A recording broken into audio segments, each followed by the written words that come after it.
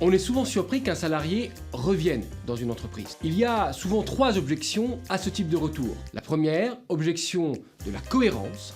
La seconde, qui est relative à l'idéal. La troisième, la critique de la non-identité. La difficulté vient du fait que ces 3 critiques s'enracinent dans une pratique de la morale ordinaire. Or, nous sommes là dans le cadre d'une morale d'entreprise.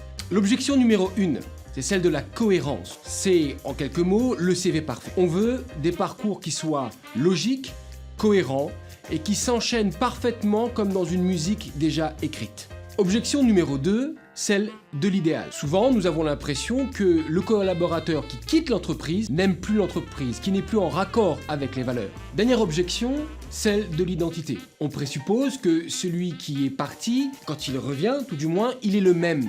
On présuppose aussi que l'entreprise elle-même n'a pas changé. Cette double identité est fausse. Celui qui est parti a pris de l'expérience. Ceux qui sont restés, ils ont eu eux aussi d'autres expériences. Les dirigeants ont peut-être changé, les process ne sont plus les mêmes, les cartes sont rebattues. Comment réintégrer les salariés boomerang? Du point de vue du chef d'entreprise, peut-être faut-il s'appuyer sur Machiavel, l'auteur du Prince. Parce qu'il faut tenir 2 choses à la fois. L'objectif de l'entreprise est la paix à l'intérieur.